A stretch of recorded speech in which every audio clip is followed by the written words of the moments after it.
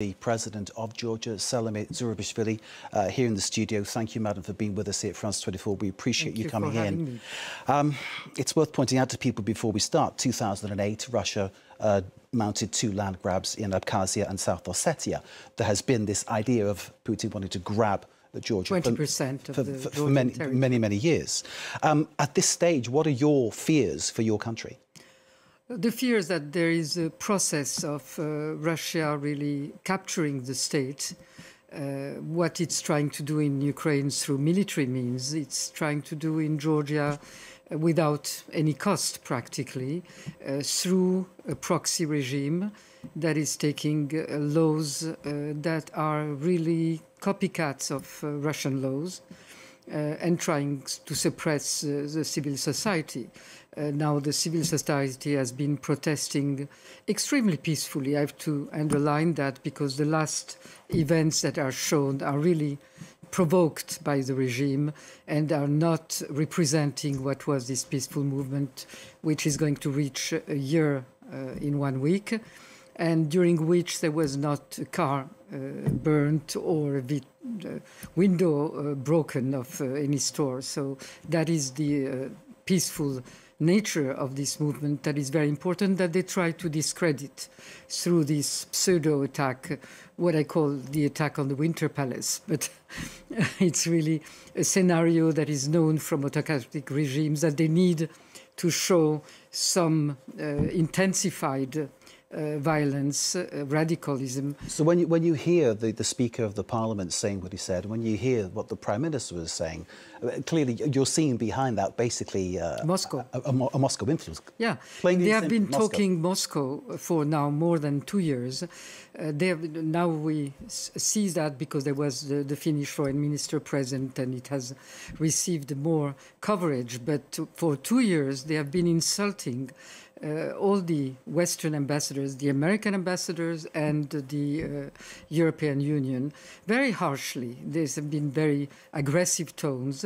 Lately, the German ambassador was recalled that Goebbels was also European and things like that. So it gives you the tone that they're using, which is really similar to what is we hear from Moscow. And this accusation that there's European meddling in Georgia, it's almost a kind of smoke and mirrors distraction, is it not? Because the real meddling is coming from the Russian First of all, the real meddling is coming from Moscow, and it's not meddling, it's really they have captured the state through this meddling in elections and then through propaganda, through money that is coming to different groups in Georgia, where there is no basis to a populist movement. I mean, it's very different from Hungary or other countries. It's really directly Moscow-led movements.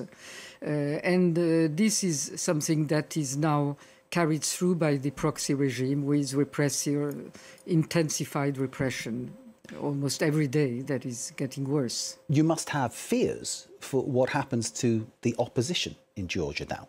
Well, clearly the intent and the openly recognized intent is to suppress the whole opposition. There is currently, under an accelerated regime, a law that is processed in the parliament, which is designed to interdict the opposition parties, to interdict their members of organizing or creating a new party, and interdicting anyone to have any contact with the members of those parties as well. So it's really trying to kill the political process. And again, it's very similar to what has happened in Russia, maybe in a more accelerated way, because we have just recently received the status of candidate to the European Union, and suddenly, in less than 2 years, it's 180 degrees. And this candidacy, this is written into the Georgian constitution, Article 27, if I remember correctly. Article 78. But when we're talking about meddling and they're criticizing the European Union for meddling, I would say the contrary. I think that there is too complacent attitude from the European Union to what is happening, which is really a challenge to the European Union. Russia is telling the European Union, now you're trying to support and to rearm to help Ukraine, but meanwhile, silently we're taking over Georgia, which is not less strategic because that controls the Black Sea and Central Asia, and even Armenia is dependent on what happens in Georgia.